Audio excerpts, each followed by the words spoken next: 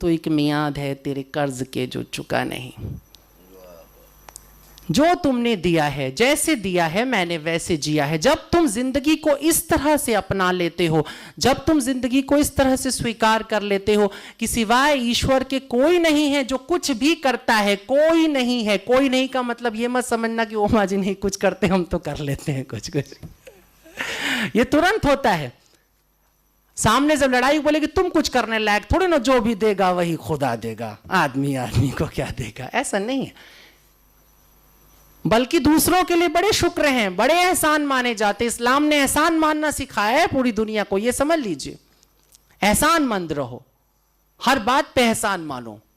लेकिन हम इस मामले में बड़े खराब हैं, एहसान फरामोश हैं। हम एहसान नहीं मानते हैं, हम तुरंत कहते रहे आपने क्या दिया। अगर सामने बोल भी दिया शुक्रिया तो बाहर निकल कहते मेरी तकदीर में था, मिल गया, मैंने किया।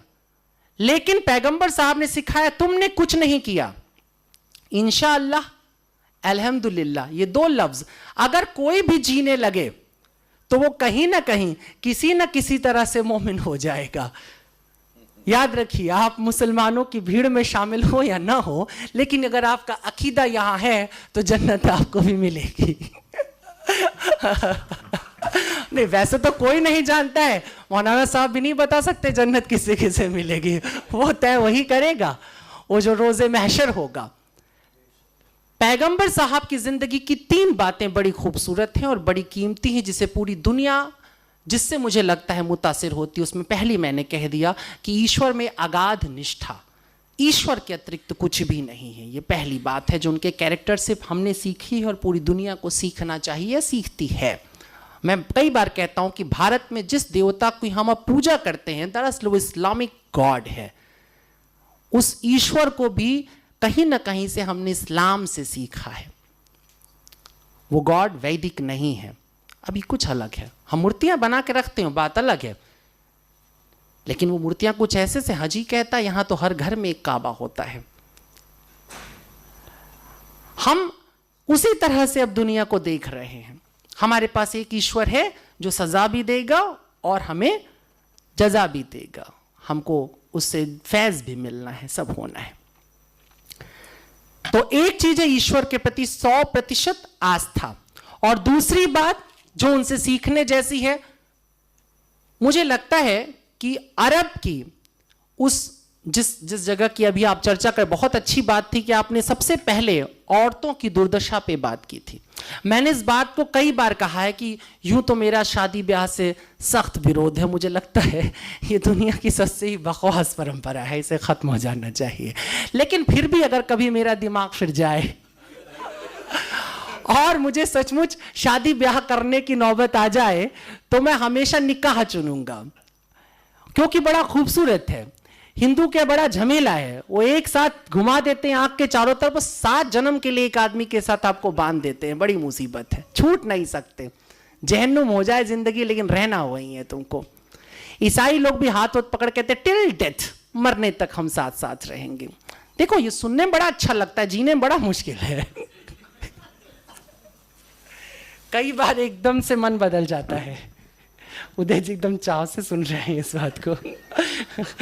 लेकिन ऐसा है, पर इस्लाम बड़ा क्लियर है, और उसके क्लियर होने की वजह थी, बहुत जरूरी था, क्योंकि औरतों की स्थिति बहुत खराब थी। तो सबसे पहले औरतों के हक में जो बात होती है वो हमको 1450 साल की रवायत के, आज के समय से मत सोचो, उस जमाने के मॉडर्निज्म पे जाओ, उस जमाने के मॉडर्न थॉट के ऊपर जाओ कि किस तरीके से पैगंबर साहब ने औरतों को उनका हक दिया और कहा कि नहीं, शादी होगी तो औरत तय करेगी। तय करेगी माने वो कबूल है बोलेगी तो कबूल, नहीं बोलेगी तो नहीं। और अगर कबूल है वो कहती है तो ये भी वो तय करेगी कि ये कितनी इंश्योर्ड होने वाली है शादी। वो मेहर की जो रकम, अभी तो सुनते कई जगहों पे 750 रुपए में निपट जाता है, और वो भी पहले ही दिन माफ करा लिया जाता है।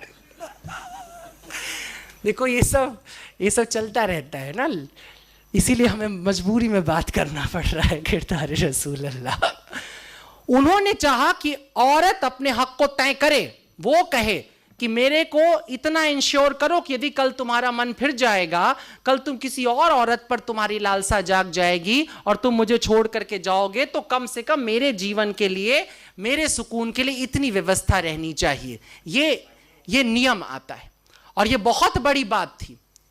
आज जिसकी हम बात करते हैं, शादी ब्याह में अब कोर्ट जैसे बातें करता है कि नहीं भाई औरत को उसका हिस्सेदारी दे दो, ये कर दो, वो कर, ये 1450 साल पहले सोचा जा रहा है। उस जगह जहां पे बेटी को पैदा होते ही जमीन में दफन कर दिया जा रहा है, जहां दामाद बनाना वो एक तरह से गाली की तरह हो जाता था, ये हालत जहां पर थी, जहां तमाम खूबसूरत लड़कियां लौंडियों की तरह रख ली जाती थी, उठा ली जाती थी एक जगह, और वहां पर यह नियम आता है। बर्नार्ड शॉ की आपने बात की, बर्नार्ड शॉ ने 2 लाइनें कही थी, एक लाइन आपने कहा था, मैं दूसरी लाइन के साथ बोलूँगा। उन्होंने कहा था कि इस्लाम दुनिया का सबसे खूबसूरत मजहब है और मुसलमान बदतरीन, सबसे बुरे लोग हैं। ये सुनने में कितना भी खराब लगे, लेकिन ये मजबूरी होती है।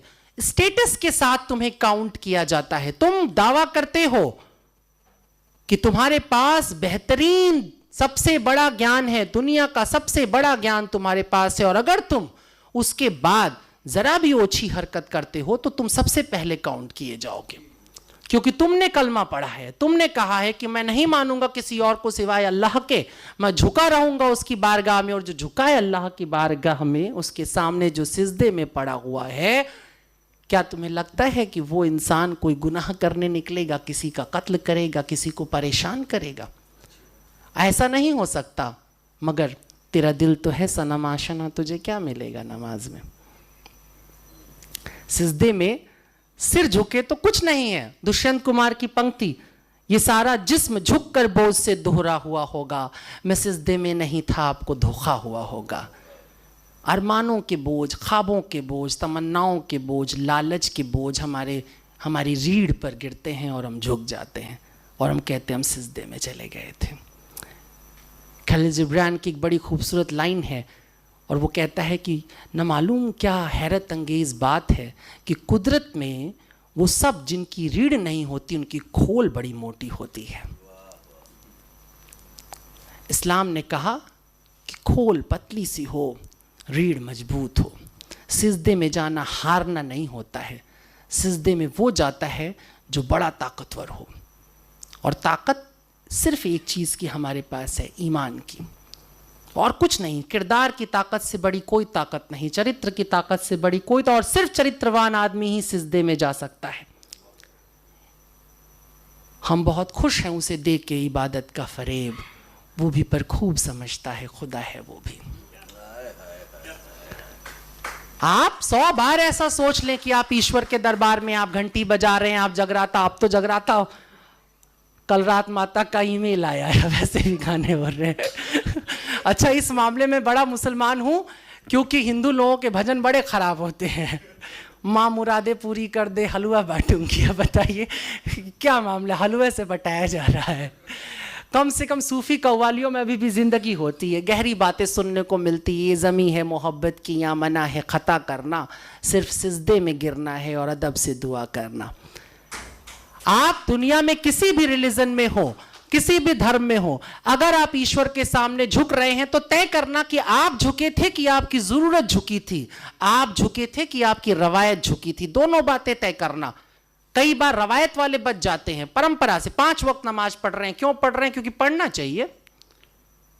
ठीक है, मैं ये नहीं कह रहा हूं कि बुरा है, पढ़ो, किसी तरह पढ़ो। मैंने कहा ना, मान लो फिर जान जाओगे। लेकिन अगर सचमुच नमाज पढ़ने में तुम्हें मजा आने लगा, आनंद आने लगा, रस आने लगा और फिर तुम डूब जाने लगे, तो समझना अब तुम हो गए हो इस लायक कि तुम नमाज में जा रहे हो और तुम सिजदे में जा रहे हो। बादशाह अकबर सिजदे में था, शाम का वक्त है, नमाज के लिए झुका हुआ था। कोई पायल खनखनाती हुई एक आवाज़ आई और वो टकराई बादशाह से और गुजर गई। बादशाह ने नमाज पूरी की और घोड़ा उठाया और दौड़ पड़ा उस आवाज़ की तरफ। दौड़ता दौड़ता दौड़ता दौड़ता पहुंचा और आखिरकार उसने देखा एक बदहवास सी लड़की भागी जा रही है। बादशाह ने उसे पकड़ लिया, पकड़ करके उससे कहा कि ये बता, तुझे इतनी तमीज़ नहीं है, कोई इबादत पे झुका हुआ है और तू पैरों से ठोकर मारते हुए चली गई। उस लड़की ने कहा, माफ़ कीजिएगा, मैंने देखा नहीं आपको। दरअसल नदी के उस पार मेरा प्रेमी इंतज़ार कर रहा है और रात ढलने से पहले मुझे घर भी लौटना है, तो मैं इसलिए जल्दी जल्दी भागे चली जा रही थी। उसने, तुझे अपनी प्रेमी की इतनी सुध है कि तू रास्ते में पड़े हुए इबादत में झुके हुए आदमी को नहीं देख रही? उसने बोला, वो छोड़िए, पहले ये बताइए कि आप किस तरह की इबादत में थे कि आपको पता था एक लड़की यहां से भागी हुई जा रही है? मैं तो एक ऐसे आशिक के साथ जुड़ी थी, एक ऐसी मोहब्बत, एक ऐसे महबूब के लिए दौड़ रही थी जो आज नहीं कल खत्म हो जाएगा, और आप तो एक लाफानी मोहब्बत में गिरे थे, आप कैसे उठ गए? दरअसल यही मामला है। हम लोग अपने आप से झूठ बोलते हैं, धोखा देते हैं, और तीसरी बात यही पैगंबर ने सिखाई थी, अपने आप से झूठ नहीं बोलना है, अपने से धोखा नहीं देना है। इसलिए जो 5 फराइज आप रखे, उनमें से 2 बड़े कीमती हैं मुझे जहां तक लगता है। एक है नमाज और दूसरी है ज़कात। रोजा में भी आप धोखा दे लेंगे, बहुत लोग देते हैं मेरे जानने वाले, उसी दिन ठीक बीमार पड़ जाएंगे जिस दिन रमजान शुरू होगा। और कई बार घर से पानी वानी पी के निकलेंगे, कह देंगे हाँ जी रोजे में है, रोजे में। लेकिन ज़कात, अब एक बात समझना कि नमाज में जाने में तो मैंने ये बताया, ज़कात देने में सिर्फ कई बार ये मान लिया जाता है कि भाई इतने % बन रहे हैं, ये अपने में से निकाल। लेकिन अब जरा खेल देखो, वो ईद आने से पहले पहले खरीदारियां हो जाएं, कुछ ज़मीन खरीद ली जाए, कुछ ये खरीद, जितना घट जाए कहीं से पहले घटा लिया जाए, बचा लिया जाए। उसके बाद जिस चीज़ का तुम काम कर रहे हो सबसे